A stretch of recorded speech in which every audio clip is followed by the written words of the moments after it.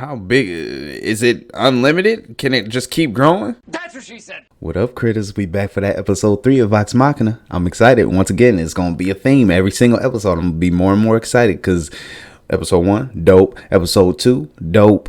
I'm digging this, y'all. I'm really enjoying this, and I know I'm really curious to hear you guys' thoughts on it. You guys have already been great.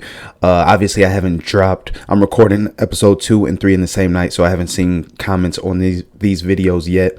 But from episode 1 comments, I'm curious to see your thoughts between hearing the live streams from the voice actors and the game itself compared to the show and how much you love it. On what scale, like a 1 to 10?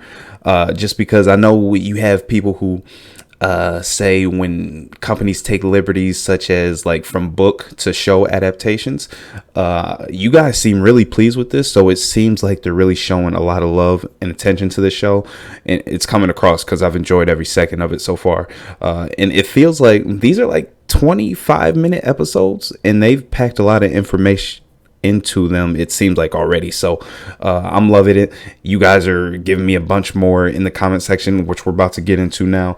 Like I said in last episode, I'm gonna respond to some of you guys just through text, but others I want to get to in the video just to create that connection between me and my viewers, the guys who show me love in the comments, drop likes on the videos, and just enjoy the reactions overall. You go back and watch my other videos. I appreciate you guys. So welcome. I'm happy to be a part of the critter community and get along with all my other subscribers, the arcane community, and everybody. So I love having you guys here. Let's go ahead and jump into some of these other comments. These are all from episode 1, but I feel like they'll cover a wide range of the D&D world in general.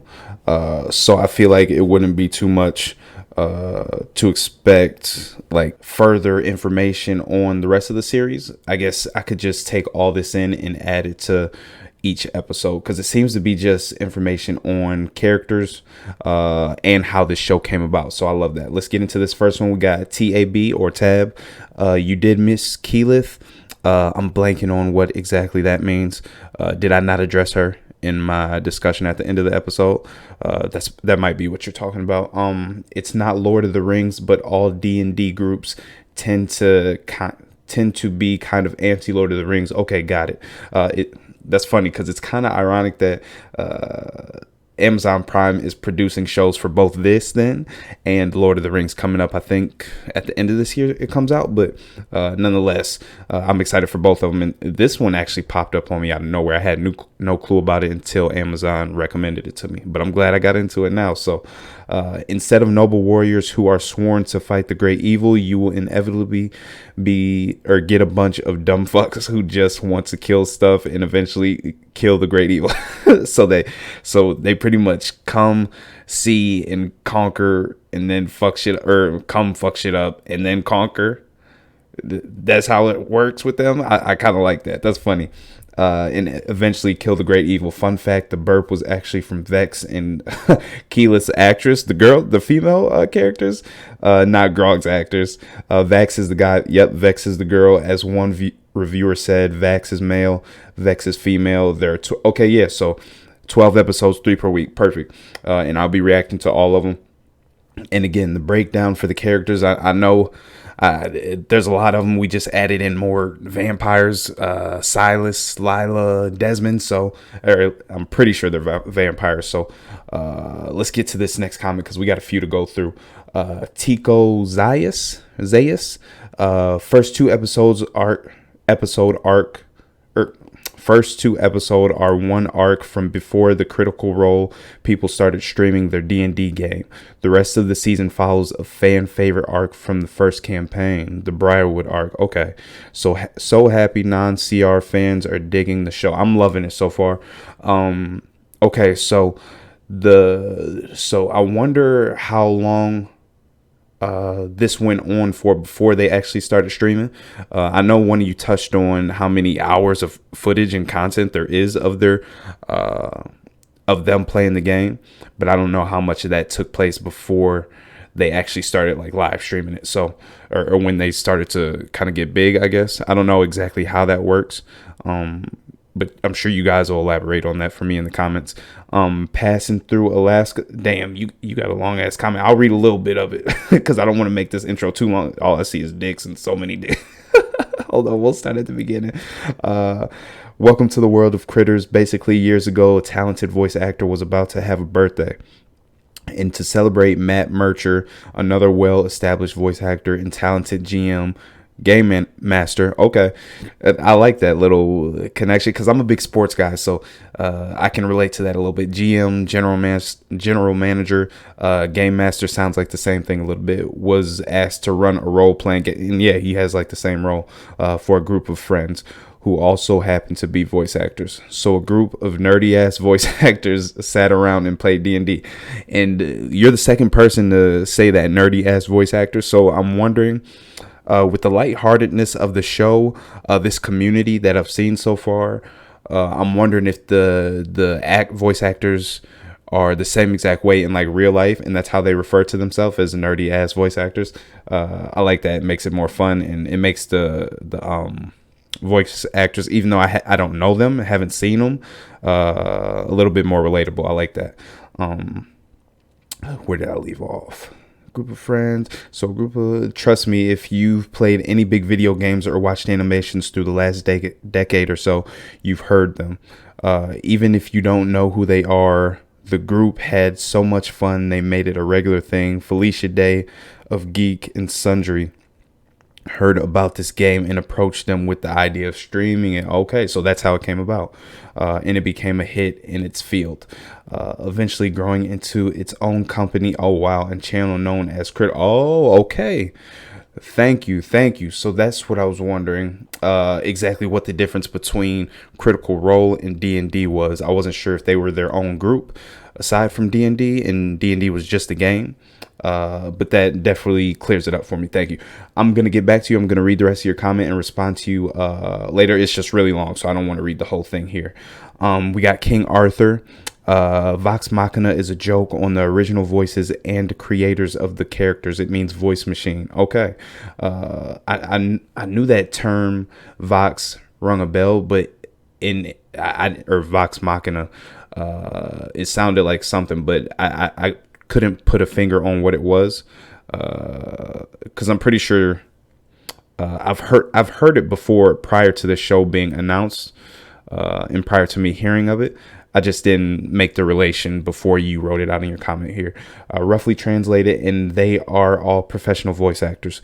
There's over 400 hours of their D&D stream online considered here or condensed here for our enjoyment. Additionally, don't watch this if you're anti-LGBTQ. I'm not anti, so I'm all for.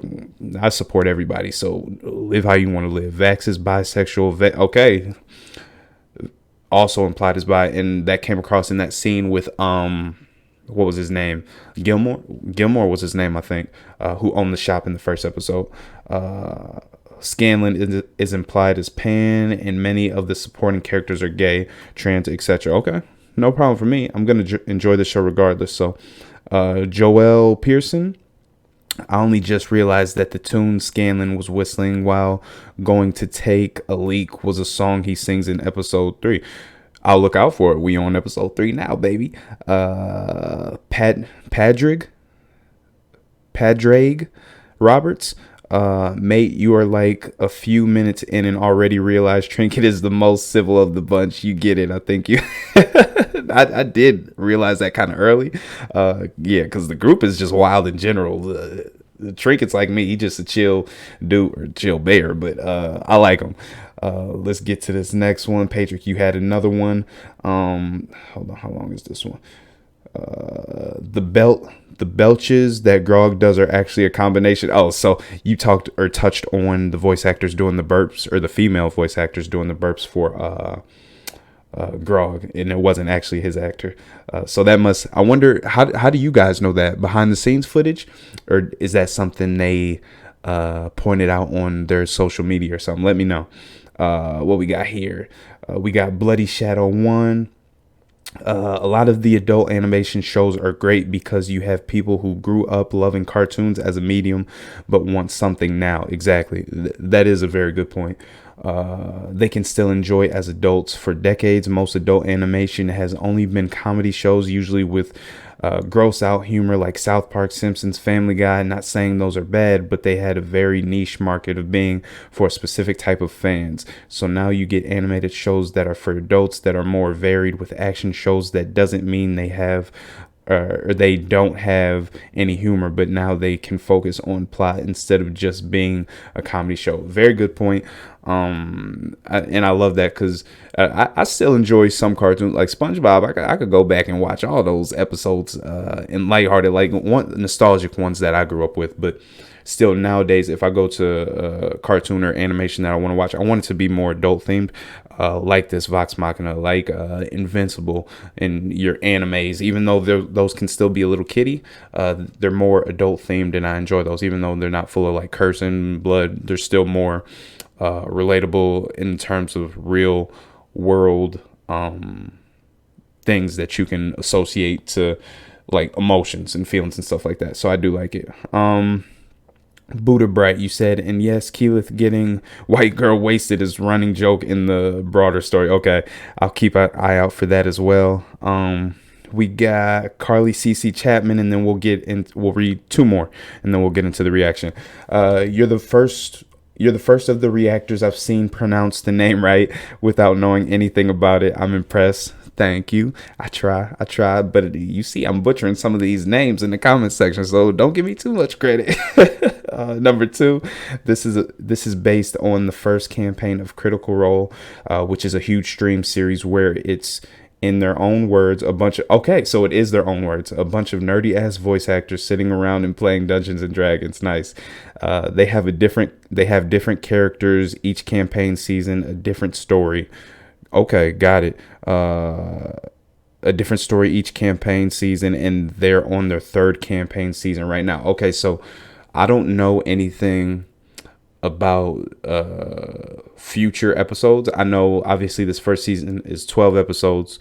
Have they been greenlit to release more seasons? It seems to be getting a lot of love, a lot of good feedback, and it sounds like they already have the content to produce more episodes. So let me know if that's been greenlit already. 3, the characters are Scanlan, Gnome Bard, Grog, a Goliath Barbarian, Pike, a Gnome Cleric, Keyleth, a half-elf Druid, Vex, a half-elf Ranger, Vax, a half-elf Rogue, Percy, a human gunslinger. Readjusted from Pathfinder to D&D 5e. I'm not certain what that means, so you'll have to elaborate a little bit. The first 2 episodes are from before they started the streaming. Okay, just like a previous comment said, they started streaming their games, and the 3rd episode is mostly directly from their streams, but compacted into 20. Got it.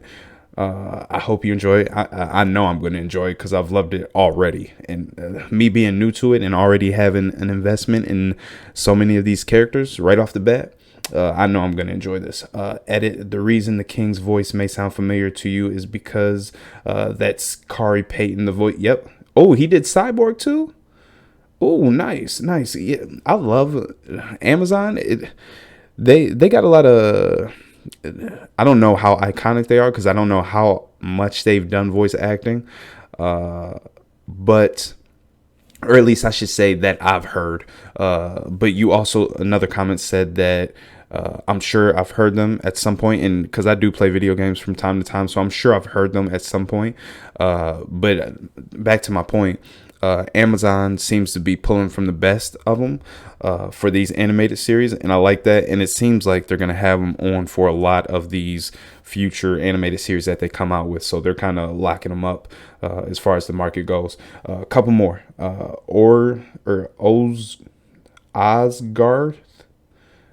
Osgar the Fighter. Okay.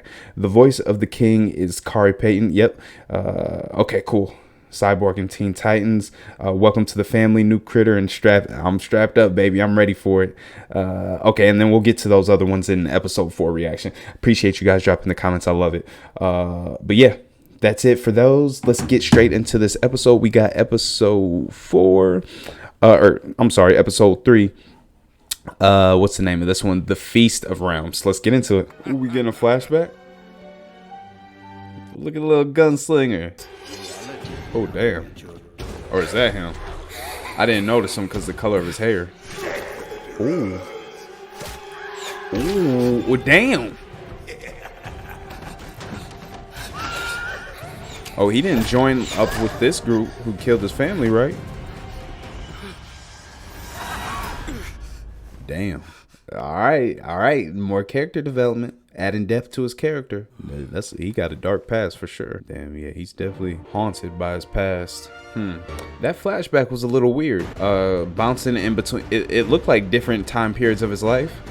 Because at one point he had the brown hair, at one point he had the white hair. So I definitely want to see more of that. And I like this new intro. I take it we're going to be seeing more dragons based on it. And initially in that first episode, I thought we were going to be dealing with that dragon and finding that out for the duration of this whole first season. But I'm kind of happy with the pace of it so far. And we're moving through it pretty quickly, just getting invested into these characters. Oh, good morning, Vax. Morning. Damn. Oh, nice. They're keeping track. Are you here? Damn. Stop. They just gave him. I mean, this is nice. This is a big ass castle, but it looks like it's run down. What's the last time somebody lived here? Welcome. Hope you didn't feel the need to bring a housewarming present. I didn't. The housewarming present was the house. Finally, a proper evening of protocol and civilized conversation. You It's more think? than a party. Until the vampires show up. Present ourselves with the utmost dignity. 7-3. 5? You were just at 2. Oh, Yeah. That was a 3-pointer. You see, the rules of ball tag Oh. are as complex as they are beautiful. Ball I shall tag. brief them on royal etiquette and manners. All right, You 7 to have my 5. word. Oh, that was a good one. Okay, Vax. And I should have been aware already of the vastness of this world. And gotta cut. Oh, is that for the ball game or just part of his outfit? Protocol. Or ball tag game. Them introducing vampires in the world just makes it seem so much bigger. I should have known that was a possibility after we saw dragons in episode 1. Okay, I just noticed so Pike isn't the only one. Pike isn't the only one with the crest. Percy has one too. Not the same as hers though. I wonder what his represents. If hers is for the Everlight. From Whitestone, Lord Silas and Lady Delilah Briarwood. Ooh, oh, so he knows them. Okay. I don't think any of his family got bit in that flashback we saw though. I saw mostly like weapons and stuff. Whitestone was my home until those fiends took everything from me.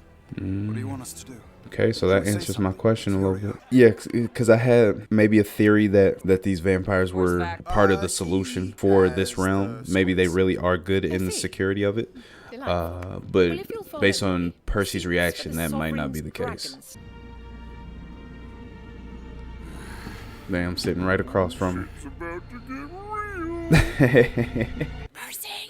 He's just staring like a perv. They're staring back and forth. Oh, they were. You said the Briarwoods took everything. What does that mean? Okay. So that must be our overarching villain of this season. Based on your comment, you said this whole season's gonna be based on the Briarwood Act. Percy, I say you just walk over to the Briarwoods, say hello to Break the Ice, and then punch him in the face. See what I second that. Grog's idea.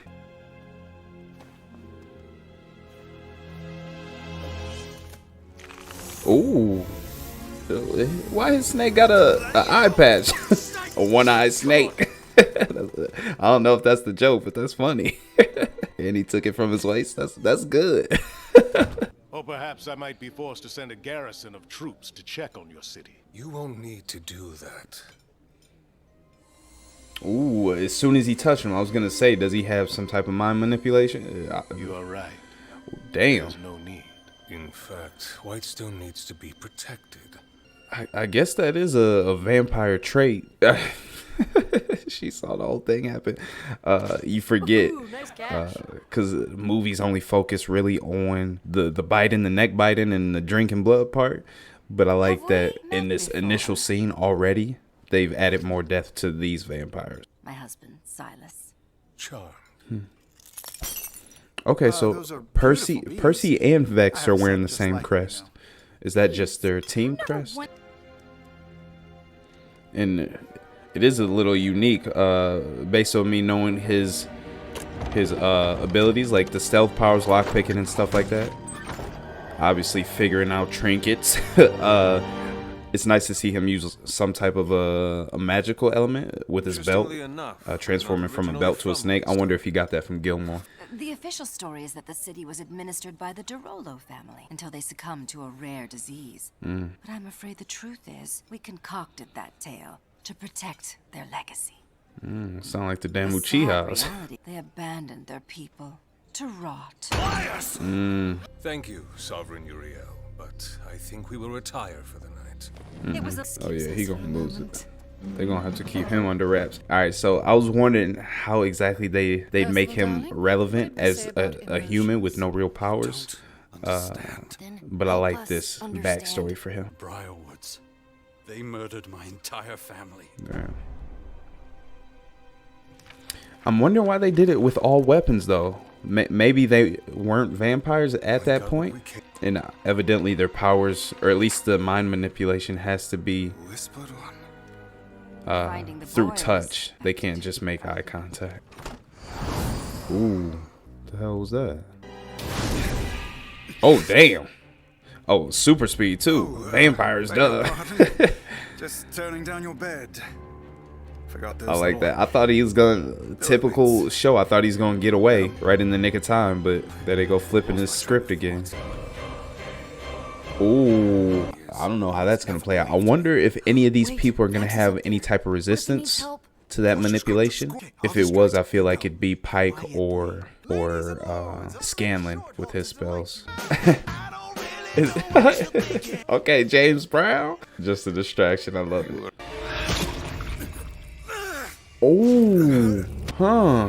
What is that gonna turn him? Damn. There's no way he's gonna die already. Facts. She can We have to sense. move. Okay, since they're brother and sister, she can sense when he's in trouble, like twins.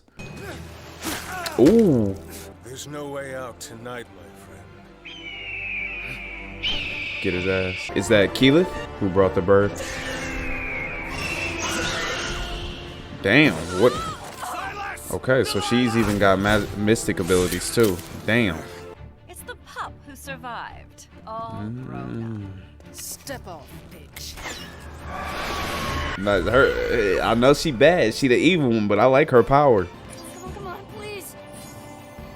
But she can only heal like his surface wounds, right? She can't do anything about the bite, right? Damn. Ooh, Silver. Oh, but he heals right away. It definitely ain't good.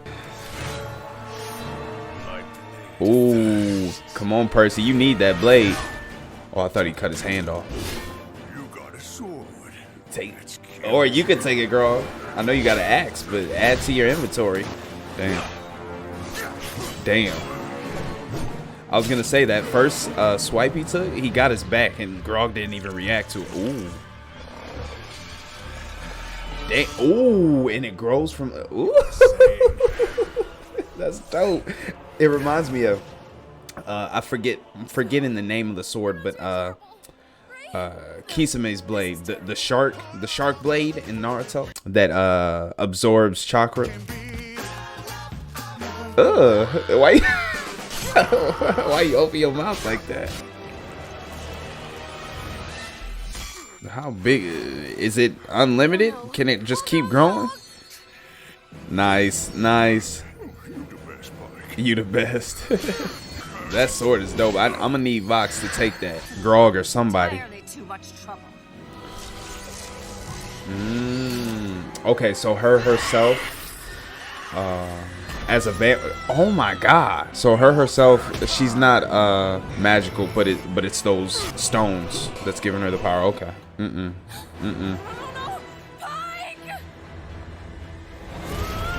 Nice. Nice. All right, so they definitely a threat to the security of the realm. They not a help at all. No! I had them. Had them. Not quite. You got a shot off. It didn't You do no let them damage. slip away. Come on, Percy. No. No. So okay, so does her magic come from the stone too? I didn't notice that stone in the crest when I first saw it. Obviously, I noticed the crest, but not the stone inside of it or gem. Silas and Delilah have never left the confines of Whitestone before. Why here? Why now? Because you were there. They probably knew you were there. What the hell is Answer that? me now. What the actual fuck? Damn. You don't tell me anything. Please don't hurt me. This character is Please don't as hurt dark me. as his damn. Ooh.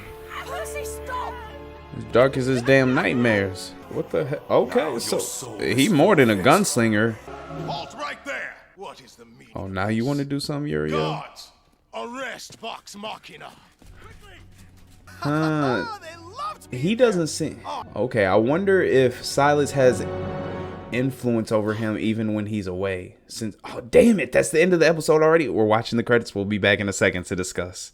Okay, so another great episode. And again, I said they were going to keep getting better. I feel like this one was my favorite because we got a little bit of backstory on Percy. I'm actually really digging his character because of that backstory. That initial scene in the beginning confused me a little bit. I'm not exactly sure what happened because obviously we learned on later in the episode that it was the vampires who had killed his family and kind of taken over Whitestone, but all their attacks, I'm pretty sure, were from weapons, no bites. But then again, at the end, Silas was using his sword, so maybe their first resolve is not to go and use their vampire abilities. Maybe they just use weapons. Maybe they're just like they like fighting, they like war, rather than just automatically going to their, I don't know, pulling out their, I guess I don't know how to describe it, but their vampire abilities aren't their default attack. Maybe that's the case. Maybe they automatically go to their weapons first, and then when all else fails, they use their vampire abilities. Because I don't know what it is, but that tripped me out a little bit. Them using bows, arrows, and swords and shanks in that first scene to kill him. And then not only that, we seem to see two different stages of Percy, because initially when they were in the little dining hall, he had brown hair, looked a little bit younger, I guess you could say, and then later on in that scene he had that same scene but at a different time period. It seemed like they took a time jump of some sort. He had the white hair like he does now, cracked glasses, running with the girl in the woods or something. So it looks like it was the same interaction between, but this was a takeover. So maybe this was just a chain of events that led to them completely overtaking Whitestone that we just got in a couple minutes and shrunk down. So I'm looking forward to that being expanded on a little bit. I wonder if it'll be all through flashbacks or more interactions between Percy and maybe possibly going back to Whitestone at some point, since I'm thinking this whole Briarwood family is going to be the main act, the main antagonist of the show, thanks to that comment you left for me in last video or episode 1 comment section. So yeah, I'm really liking that. Uriel, they just got into this castle. So Uriel at the end kind of shocked me, saying, arrest them. You're no longer the guardians or protectors of this realm. That or Taldori, that threw me off a little bit. So I'm wondering, that doesn't seem like he would automatically jump to that so quickly. I'm wondering if either the power of Silas is making it so he's not thinking straight, or does Silas still have control over his thoughts and actions since he's already touched and kind of affected him with his powers. I'm not sure. I'm sure that's something that'll be explained or resolved in these upcoming episodes of this season. So that's another thing I'm thinking about. Powers, the introduction of vampires. I love that it's not just biting, drinking blood, mystic creatures. I like that in this small sample size, even though this whole episode was pretty much based around them and Percy, we got a lot into their whole power set and their weapons. With Silas, the super speed, the mind manipulation, the bite, obviously, the super strength, the blade that absorbs the blood and grows, the stones around Lila's neck that provides her magic. I like their characters. They completely blew my opinion or theory out of the water when it comes to them possibly being a good thing for the realm. Should have known, ding ding, vampires never a good thing, but unless you're watching Twilight. But that was good to get a little bit more into them so quickly in this episode. What else did we have? We had so Percy with the smoke, the little shadow that appeared when he shot Desmond. I'm wondering what exactly that is. Part of me was thinking with that time jump, the brown hair to the white hair, I was thinking, could that have all been implanted memories in his head of what happened? Maybe he had already been killed and he just thinks he survived. Maybe they turned him. Is he a vampire or have any of their abilities? Because from your comment, I thought he was just going to be like a weapon maker or another support character in Vox Machina. That doesn't seem to be the case. I'm not sure. I don't think the mask is tied to that. I think that's just kind of like him separating himself from the moment and going into like his alter ego, so to speak. I don't know. So I'm sure we'll get a ton more on that. Scanlan was doing his thing. As far as the distraction, I like that. And with the stones from Lila, creating her magic. And then I saw the jewel or the crest in Pike's crest too. And once it was broken, I think she wasn't able to use her power at all. So I'm wondering if that her not being able to use her power was because of it being cracked, or just because she had previously used her magic on Vax and to help Grog attack Silas with his axe. So I'm not sure. We'll have to get more on that. With Vax, him being bitten, I don't think any of the group has seen the bite yet. Obviously, Pike healed him as far as his wounds from the sword.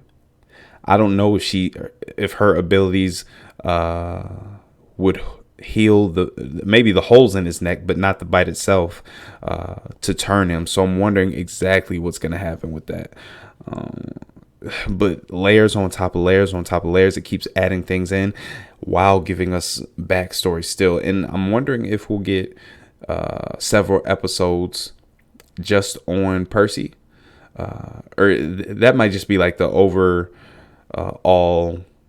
backstory of this first season. But I wonder if we'll get a lot more backstory on these other characters here too.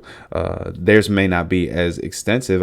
I'm sure there is with D&D. I'm sure all these characters have, with the amount of hours that they put into some of these streams, like you were saying, I'm sure all these backstories are like crazy in depth and could go on for I don't know how long. So I'm sure we'll get some of it, but Percy seems to be the focus right now.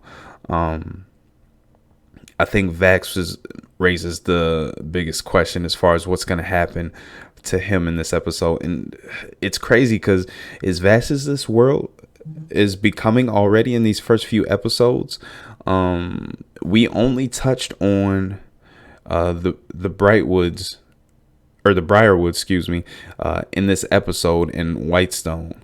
We didn't touch on any of the other guests from the other realms that came to visit for this banquet. So I'm wondering if any of them will come into play this season. maybe to protect against the Briarwoods or to retake Whitestone. I don't know. But yeah, this was another great episode. They kind of got wrecked, which isn't a surprise since seeing as how powerful they were. I wonder if we go to Whitestone, how many people in that community will be vampires? Because I don't know that. They might be the only two vampires. So maybe in that first scene, that's why. Maybe that's why nobody was biting and just using weapons. Maybe all these people in Whitestone are just under their control, but not vampires themselves. That would make a little bit more sense. The only reason I say that is because when he shot Desmond, he blew off his damn hand, and when he shot Silas, the bullet went through and it healed right away. So there's definitely a difference between the two, and I don't think it's just like level of experience or age or whatever. So we'll have to get more into that. So main things from this episode: Vax, he's bit. What the hell is going to happen to him? Percy, he's got this crazy ability that we just got a taste of, and a really dark side that we got a taste of. And he even turned on Grog and the crew for a minute, yelling at him and kind of throwing friendship to the side. Obviously, it's valid because he really has a vendetta against these people. They killed his family, one's close to him, took his home. So he definitely wants to get back at them. And I don't know if his goal is to retake Whitestone. But I'm sure we'll find out in these upcoming episodes. But nonetheless, great episode. Can't wait to get into the next one. I appreciate you guys watching. Hope you enjoyed. I know you're enjoying the show. So hit that like button. Leave your comments down below. Like usual, I'm sure I raised a bunch of questions in this one that you guys can answer. That it doesn't seem like too much of this can be spoiled, because most of my questions are just wanting more knowledge on the characters. So fire away. I appreciate you. We're growing fast. You guys have been a big part of that. We just hit 1,000 subs. You guys pushed us over the edge, so I appreciate you. Welcome to the island. Check out my other reactions while you're waiting for episode 4, and I'll catch you in the next one. Deuces.